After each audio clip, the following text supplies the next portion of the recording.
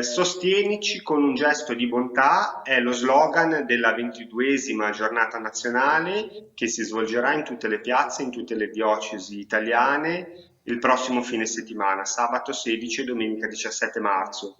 Noi saremo nella nostra diocesi in numerose parrocchie ad offrire dei piccoli cofanetti di pasta e delle uova di Pasqua. La pasta secca è un gesto simbolico del chicco di grano che sa farsi nutrimento, ecco, e quindi c'è anche un pochino questo gesto. Con questa iniziativa si aiutano tutti i progetti di Unitalsi, quindi è un'iniziativa di autofinanziamento che vede impegnati tutti i volontari, le parrocchie e vorrei ringraziare tutti i parroci che ci ospiteranno e i parrocchiani che si sono resi disponibili a far conoscere le attività della nostra sottosezione e anche insomma tutte i nostri pellegrinaggi del 2024.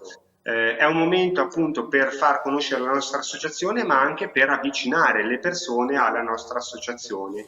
Un appello che vorrei fare a tutti coloro che vogliono impegnarsi, come diceva prima Francesca, basta poco tempo, ma tutte le gocce fanno il mare, ecco. Francesca, in una battuta proprio telegrafica, perché è importante sostenere l'Unitalsi anche attraverso le campagne di solidarietà?